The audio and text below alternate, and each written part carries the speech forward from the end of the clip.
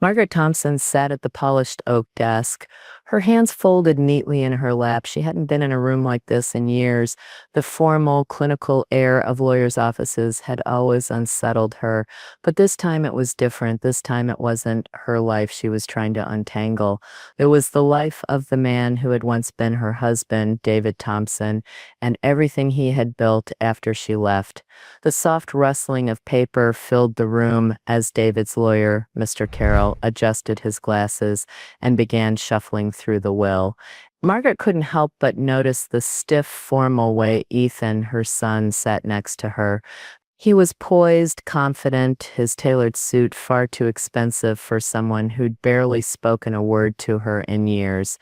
His cold, calculating gaze kept shifting between the lawyer and her. His expression was a mask of disinterest, but there was something in the tightness of his jaw that suggested he was anything but relaxed. "You sure you want to stick around for this?" Ethan's voice broke through the silence, low and laced with disdain. He leaned in close enough for her to catch the faint scent of his cologne, a spice that seemed to stick to the air long after he spoke. She could feel the subtle vibrations of tension in his words, the conviction that he was certain about one thing: she was going to get nothing. He hadn't looked at her in years, except maybe when he needed something, but today he had a front row seat to her supposed downfall. "I'm just here for the reading of the will, Ethan," she said quietly, not bothering to meet his gaze.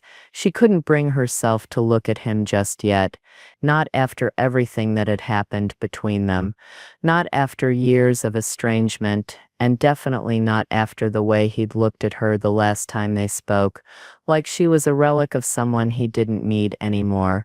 Ethan gave her a tight smile. "You sure? It's not like there's anything left for you here. Dad's got his hands full with the company. All that's left is just paperwork." Margaret didn't answer, focusing instead on Mr. Carroll as he looked up from the papers. David had never been the one to stick to plans, but Margaret, she was different. She had a tendency to go with the flow, keeping her feelings bottled up when it mattered. And right now her son's words didn't touch her. Not like they used to. She had learned long ago to keep her emotions in check, especially around him. The lawyer cleared his throat, a sound that cut through the tension in the room. He adjusted his round glasses, casting a brief, knowing glance between Margaret and Ethan before continuing. "As you both know, David Thompson passed away on March 6, 2025. He wrote this will on January 22nd of this year. It was witnessed and notarized per North Carolina law." He paused, his voice taking on an almost theatrical quality. "I'd suggest that you both listen carefully. Some of the contents may surprise you." Margaret didn't flinch, though she could feel a flutter in her chest. She had no idea what was about to happen, but she wasn't here to chase after what wasn't hers. She was only here because it was the right thing to do. For closure, for the sake of her past with David. The lawyer turned his attention to the will, his finger tracing the first line as he began to speak again. Margaret's mind wandered for a brief second, remembering the day she left. It wasn't about the money. It was never about the money. It had been about survival, about walking away from a marriage that was no longer hers. And now here she was, sitting in a room with the man who had been her everything once, whose legacy had been built with her help, and whose coldness had driven her to leave him behind. Ethan shifted beside her, still staring at the lawyer. Margaret could feel the weight of his disbelief. He had no idea what was coming. Neither did she, but she wasn't here for anything grand. She was only here to face the final chapter of a life she had long since left behind. Before I continue, I want to ask all of you to please give a like to this video and subscribe to my channel, The Silent Stories, for more stories like mine.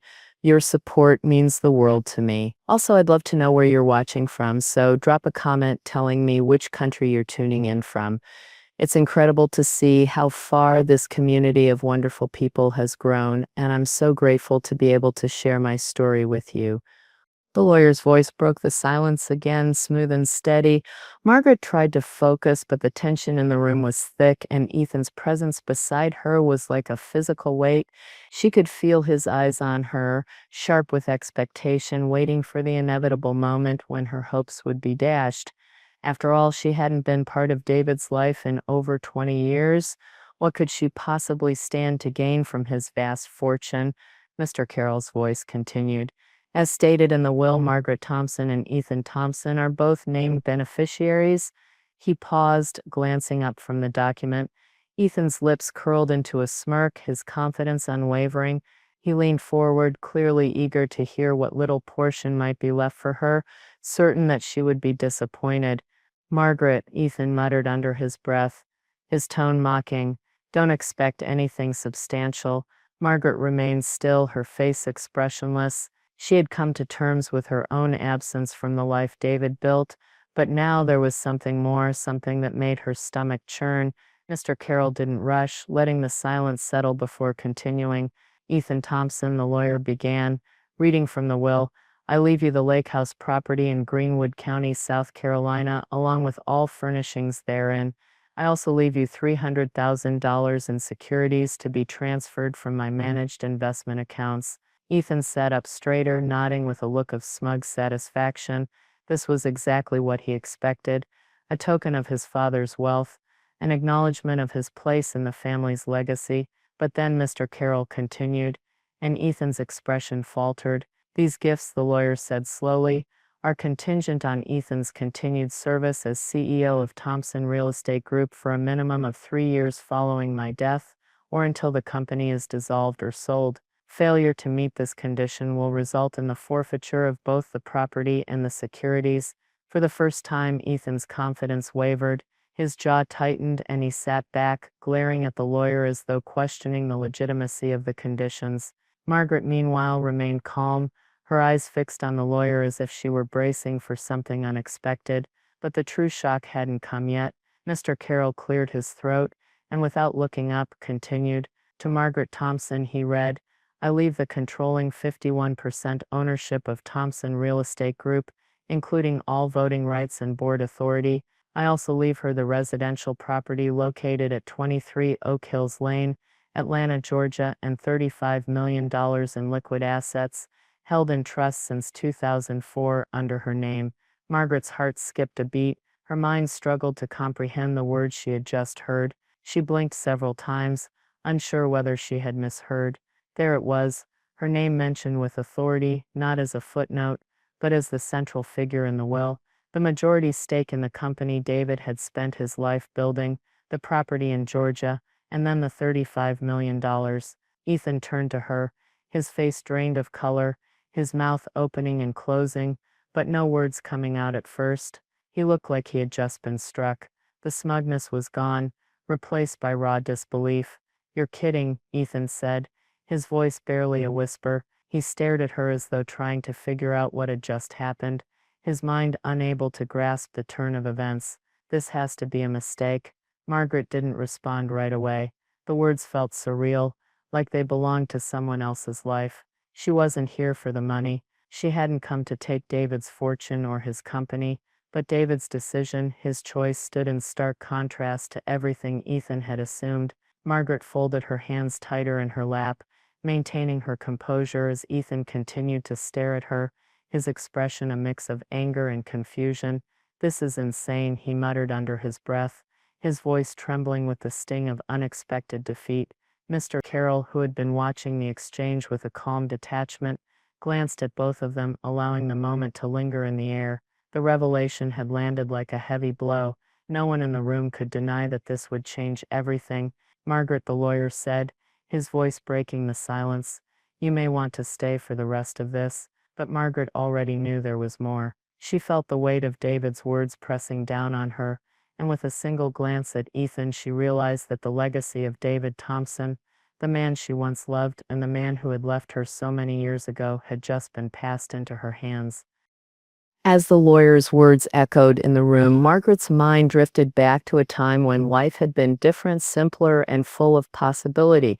She closed her eyes for a moment, blocking out the sterile office and Ethan's silent fury, letting herself remember the early days with David. They met in 1975 in a small town in Alabama, when David was still just a man with a dream and a notebook full of ideas. She had been working at a local gift shop selling trinkets and homemade candles, her world small and safe. David had come in asking for directions to a jazz club. He wore a worn-out linen shirt that hung too loosely on his broad shoulders, his hair slightly disheveled. He was a musician, a dreamer, nothing like the man who had later built an empire. She remembered how he looked that first night, standing at the piano in the dim light of the club, playing like the world had no rules. She had fallen for him then, for the music, for the hope he carried with him. They had their ups and downs like any couple, but there had been something about David, the way he played, the way he believed in the beauty of creation rather than the pursuit of wealth. They opened the Talbot Note, a small jazz cafe in town.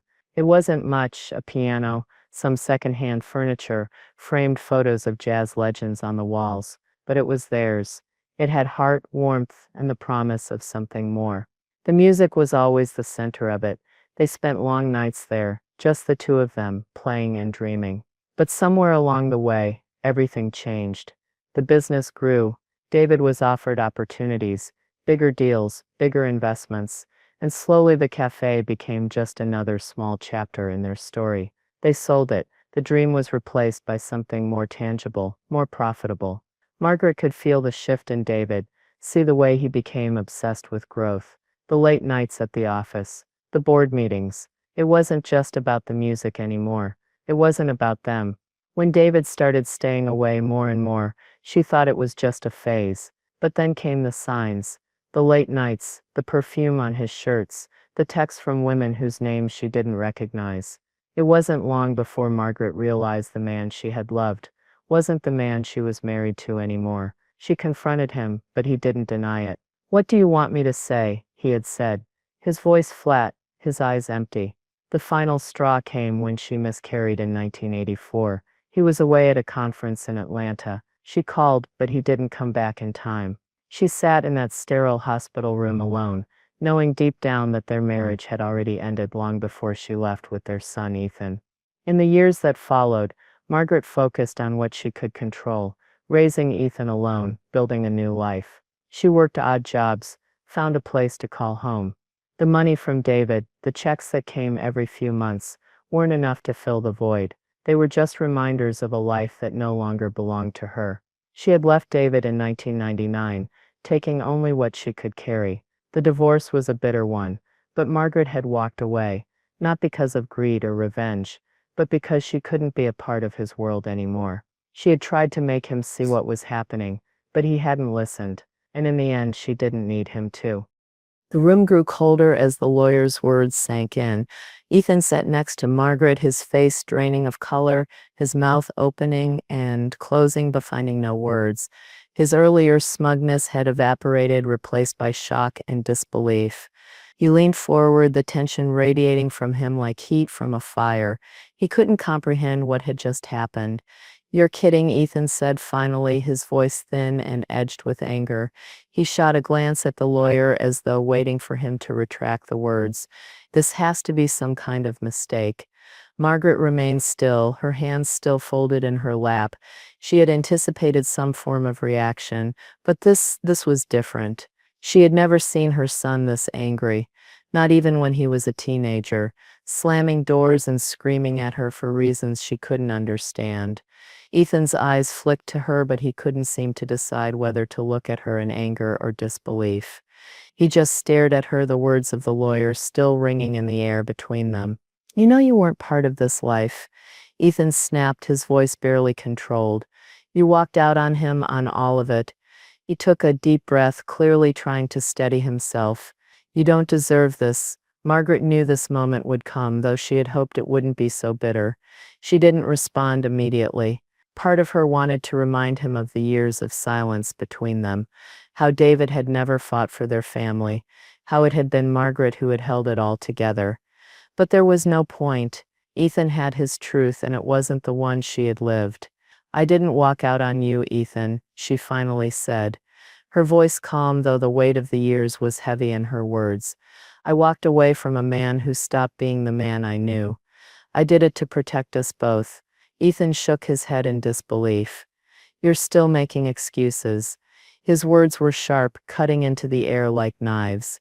"This isn't how it works, Mom," he said the word with a distant tone, the same way he always did now, like it was a title rather than a bond. The tension in the room mounted with each word. Ethan's fists clenched at his sides. The arrogance, the entitlement. He was angry and he wanted someone to blame. He had built his life with the idea that he would be the heir to David's empire, that the future had already been carved out for him. And now, in one sweeping moment, his reality had been upended. "Don't think you can just waltz in here and take it all," Ethan continued, his voice rising. "I've worked for everything. I've sacrificed for the business, for Dad. You just show up and expect to walk away with it all." Margaret stared at him, her heart aching, but she didn't flinch. She knew that Ethan didn't understand. He never would. "I'm not here for revenge or money," she said softly. "I'm here because David wanted me here. And maybe, just maybe, there's more to this story than you're willing to see." Ethan didn't reply, his face flushed with emotion, his jaw clenched tight. He didn't understand, and Margaret knew that. But she also knew that this was not the moment to explain herself. This was David's choice, his final message. And she wasn't about to let her son's anger cloud the truth of it. The lawyer cleared his throat again, breaking the heavy silence. "Perhaps we should proceed with the rest of the will," he said, the words sounding more like a gentle suggestion than a command. But the damage was done. Ethan had already decided where his anger would land, and it was on her. The silence in the room was thick, hanging like a dense fog between Margaret and Ethan, neither of them speaking as the lawyer adjusted his glasses and placed the papers aside. Ethan sat rigid, his anger simmering just beneath the surface, while Margaret remained still, her heart heavy with the weight of everything that had just been revealed. Mr. Carroll broke the silence, his calm voice cutting through the tension. "Before we continue, there's one more thing." He reached into his drawer, pulling out a small tablet which he set in front of him. Ethan's eyes narrowed, his lips twitching with confusion and irritation. "This is something David prepared," the lawyer explained. "A message for both of you. He wanted you to hear it for yourselves." Margaret felt a pang of uncertainty. She hadn't expected David to leave behind a video. After all these years, what could he possibly say that would change anything? She glanced at Ethan, whose gaze was fixed on the lawyer, his face unreadable. With a few taps, Mr. Carroll set the tablet up for them to see, and suddenly, David appeared on the screen. The image was grainy, but his face was unmistakable, older now, the lines of age marking his features, but his eyes still sharp, his presence as commanding as she remembered. He was sitting in a simple leather chair, dressed in a black sweater, his hands folded in front of him. "If you're watching this," David began, his voice steady but laced with a quiet sincerity, "then I'm gone. And if you're both sitting there, then you're hearing exactly what I wanted to say. I've made decisions in my life that I'm not proud of, but this is the right one." Ethan shifted uncomfortably in his seat, clearly impatient, but Margaret stayed still, her eyes fixed on the screen. David paused, as if gathering his thoughts, before continuing. "Ethan," David addressed his son directly, "I know you're upset, and you probably think this is all a mistake. You've worked for the company, built it alongside me. But there's more to this than just business. I built this empire with your mother by my side, and I failed to recognize everything she gave up for me. For us." Margaret's heart tightened as David continued. The words, though long overdue, felt like the balm she didn't know she needed. "Margaret," David said softly, his voice carrying a note of regret, "I never gave you the credit you deserved. You were there in the early years when everything was small. You helped me build something from nothing. And when I lost myself in all of it, you kept everything together. When I couldn't be the man I promised to be, you held our family up. You were always there." The weight of his words hit Margaret hard. She hadn't heard him speak like this in years. Perhaps never. There was a depth to the apology she had never expected, and it left her speechless. David's voice came through again, softer now. I built a fortune, yes, but you, Margaret, were the foundation of it all. Ethan's face twisted in confusion and anger. He opened his mouth to say something, but no words came out. David continued, unflinching. This isn't about guilt, Ethan. It's about what's right. And what's right is that Margaret should have what I never gave her. A place in this legacy. The company, the assets, the trust. They go to her because she was the one who understood the value of things that can't be bought. Ethan's expression was a mixture of disbelief and frustration. He leaned forward, about to interrupt, but David finished his message with finality. Ethan, I gave you everything, but I never taught you the true value of what we had. I'm sorry, you may never understand that, but this is the way it's meant to be. The screen went black, and the room fell into a heavy silence. The tension was unbearable. Ethan was the first to break it. His voice a sharp hiss of disbelief. That's a joke. He couldn't have meant that. He didn't even care about her. Not like he cared about me. His eyes were wild, but there was an unmistakable crack in his demeanor, an unraveling. Margaret stayed quiet, the video still replaying in her mind. Finally, Mr. Carroll spoke, his voice calm, yet authoritative. David anticipated your reaction, Ethan. That's why he made sure this message was part of the will. The weight of David's words hung in the air, heavy and final. There was no denying it now. Margaret had been chosen. The silence in the room was profound, almost suffocating. Ethan's eyes were still fixed on the tablet screen as if hoping the video would somehow change. But it was over now, and Margaret could feel the magnitude of the moment. David's apology, long overdue yet deeply sincere, was still reverberating in her chest. There was no going back now. The truth had been spoken, and she was left to process the unexpected depth of it. Mr. Carroll reached for another envelope on the table, his movements deliberate. He seemed accustomed to these moments, his expression unflinching.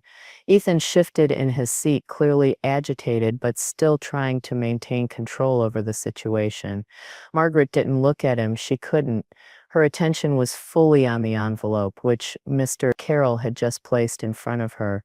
This, the lawyer said, his voice softer now, is a personal letter from David to both of you. He asked that I read it aloud after the video. He paused, eyeing both Ethan and Margaret. It is important. Margaret's heart fluttered as she reached for the envelope. The handwriting on the front was unmistakable, David's slanted, elegant script. It was almost surreal to be holding something from him after all these years, and even more so to be holding his words to her, his final thoughts.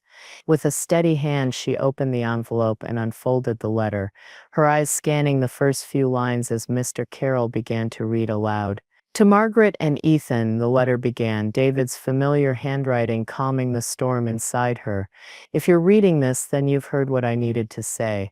But I wanted to leave you something more personal, something not dictated by lawyers or framed in the language of business. This is my final letter to both of you, and I hope you'll understand. There was a brief pause before the words continued. Margaret, I owe you more than I could ever repay, and I know that now. You were there when I had nothing but dreams and a notebook full of ideas. You helped me build this empire from the ground up, and I took it all for granted. I took you for granted. Margaret's breath caught in her throat. The rawness of his words, the admission that David had finally understood, finally recognized her efforts after all these years, was more than she had ever expected. It was as if a floodgate had opened, the words spilling out of a man who had spent so much of his life pretending that they hadn't mattered. You stood by me when I couldn't see straight.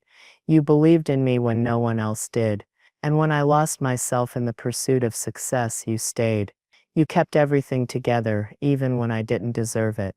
I was wrong to take that for granted, and I'm sorry for the way I treated you. Ethan shifted uncomfortably beside her, but Margaret couldn't tear her gaze away from the letter. David's words were healing her in a way she hadn't anticipated. After so many years of silence, so many years of bitterness, here he was, apologizing not just for leaving her, but for failing to see her value when it mattered most. Everything I built for us, the letter continued. But I never gave you the credit you deserve. You held it all together. You didn't just survive, you thrived. And I know now that you were the one who really held the heart of this family, even when I couldn't see it. I'm sorry, Margaret. I hope in some way this legacy gives you what I never could.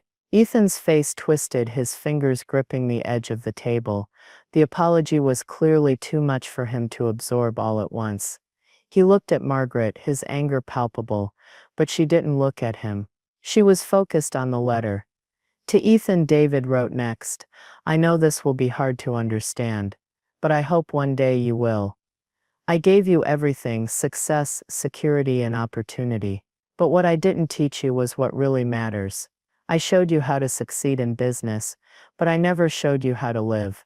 Margaret understood that. She always knew that life wasn't just about building something, it was about sustaining it, and she did that for us. I hope you understand, Ethan. Maybe one day you will. The letter ended there. Mr. Carroll folded the letter carefully, placing it back in the envelope. For a long moment no one spoke. The silence that followed was heavy, but it was a different kind of silence, one that held space for David's words to sink in, for both Ethan and Margaret to process what had just been revealed. The weight of David's final letter hung in the air like a thick fog. Ethan's face, flushed with anger and confusion, was now frozen in a mix of disbelief and frustration. He stared at the lawyer for a long moment, his jaw clenched as if he was trying to find words that could undo what he had just heard. That's it, isn't it? Ethan finally said, his voice low and edged with bitterness. He stood up abruptly, his chair scraping against the floor, and walked to the window, his back to them. You really expect me to believe this? You think he really meant all that? Margaret remained seated, her hands still folded in her lap, but her eyes never left Ethan.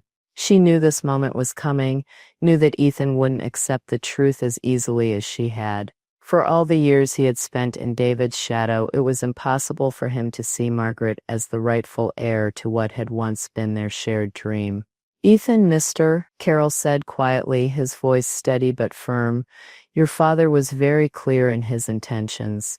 He wrote this letter and the will with full awareness of what he was doing. He took the time to ensure that both of you understood why he made these choices.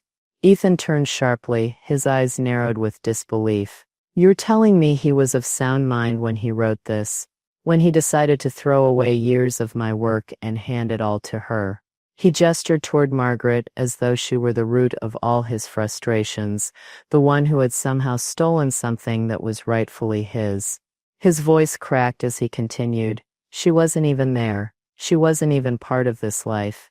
How could he do this? Margaret could see the cracks in his armor, the rawness of the emotions spilling out as he fought to reconcile his perception of his father with the reality that had just been laid bare. She wanted to say something, wanted to make him understand, but she knew the time for words had passed. Ethan had built his entire identity on the belief that he was the heir to the legacy David had created, and now that world was crumbling around him. David made this decision on his own, Ethan, Mr. Carroll replied, his tone more resolute now. He had his reasons, and they weren't based on guilt or regret. Your father was very deliberate in his actions. This was his final correction. Ethan shook his head, pacing the room like a caged animal. This isn't right. It's a mistake. He couldn't have meant this. I was there. I worked for him. I was his son. His voice wavered with emotion, his anger simmering just beneath the surface. But it was clear he was struggling with the truth.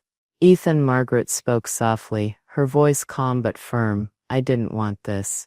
I didn't come here for revenge or to take what was yours. David made his choice, and I'm just here to honor it. This is his legacy, his decision. She paused, her words more a reflection of acceptance than challenge. But you have to understand, Ethan, this isn't about us anymore. It's about what David wanted in his final moments.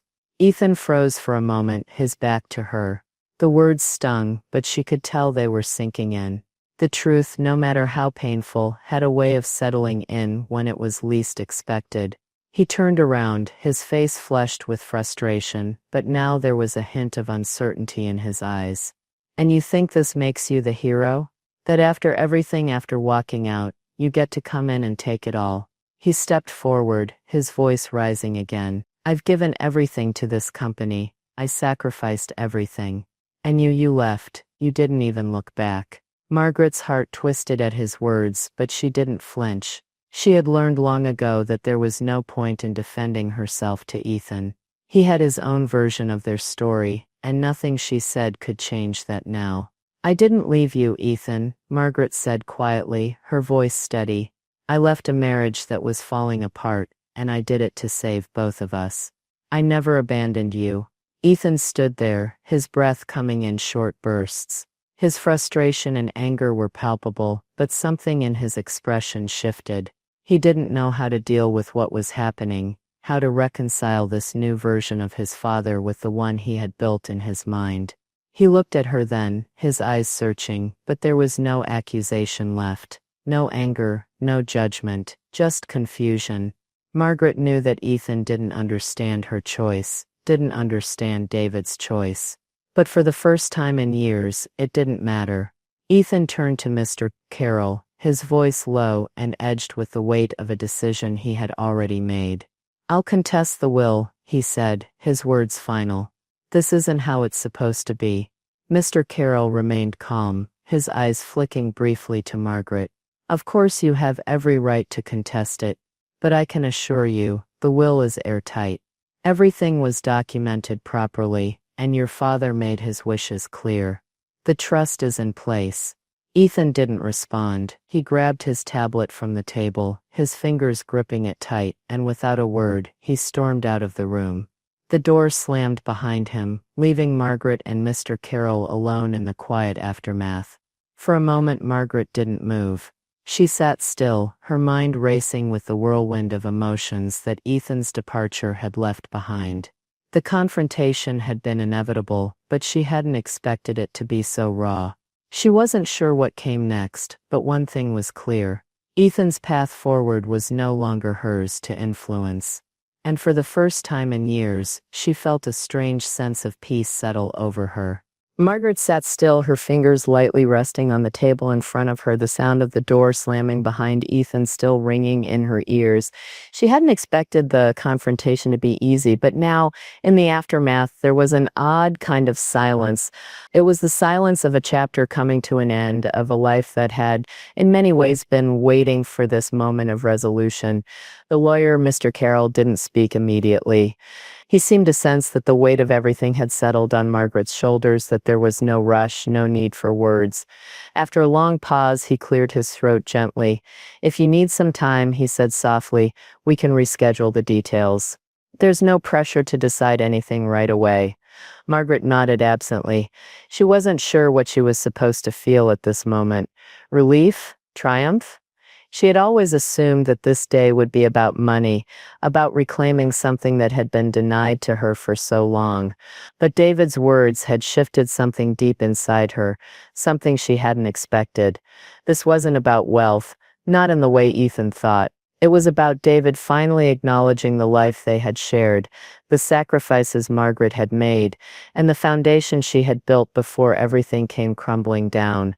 But even as she tried to wrap her mind around it, she knew there was something else waiting for her. Something unresolved, something that had been left behind all those years ago. "I'll take the property," Margaret said, her voice steady now. "But I need to see something first." Carol gave her a curious look but said nothing, simply nodding as she stood from the table, the weight of her decision still hanging heavy in the air.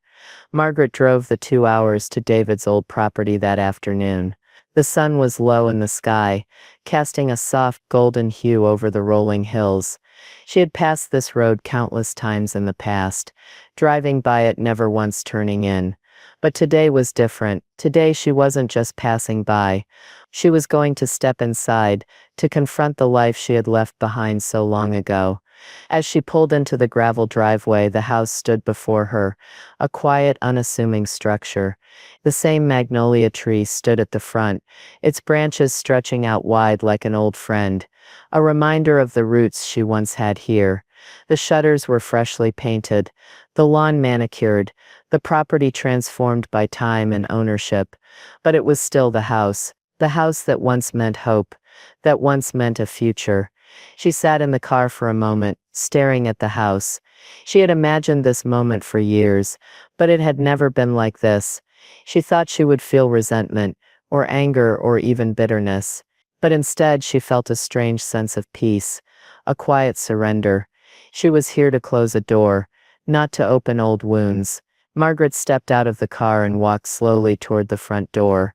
The key felt heavy in her hand. It was an ordinary brass key, but to her it was more than that. It was a symbol of everything David had left behind, everything she had left behind. She had never thought she would return. But now, standing in front of it, she realized that this house wasn't just a place, it was a part of her story. A chapter she had closed and walked away from, but a chapter that had now come full circle. She unlocked the door, the sound of the key turning in the lock echoing in the stillness. As she stepped inside, the familiar scent of lemon polish and fresh paint hit her, mingling with the dust of years gone by. The place was empty, yet it felt lived in. The walls, the floors, everything held memories, old ones, forgotten ones. She wandered from room to room, her fingers brushing against the door frames, the window sills. She remembered the way she had measured Ethan's height in the hallway, the way David had always left his coffee cup on the window ledge in the dining room. Then she reached the den, the room she had known so well, the space where they had spent countless hours together, dreaming of a future. And there it was, just as David had said in his letter, the old upright piano, sitting in the corner untouched for years. Margaret stood in front of it, her chest tight with emotion. She hadn't played in years. The thought of sitting down, of touching those keys again, had felt impossible, but now with David's apology fresh in her mind, she couldn't help herself. She sat down, her fingers hovering over the keys, unsure where to start. For a moment she hesitated, but then without thinking too much, she pressed a few notes. The sound was shaky at first, the keys slightly out of tune, but it didn't matter. The music, that old familiar melody, began to flow again. The song David had written for her, the one they had called Kimberly's Waltz, came back to her in pieces. She played it slowly, the notes soft and tentative, but they were there, filling the room with a sound she hadn't heard in over 2 decades. She didn't cry. She didn't smile. She just played, feeling the years of silence lift with each note. And in that moment, Margaret realized that the door she had been carrying with her all these years had finally opened. It wasn't about the money. It wasn't about the legacy David had left. It was about finding her own place in that story, remembering who she had been before everything got so complicated. When she finished, she sat back, her hands resting on the piano. The house was still and quiet again, but now it felt different. Like a chapter had finally been closed, a story finally told, and for the first time in a long time, Margaret felt at peace. She had played the last note, and with it she had let go.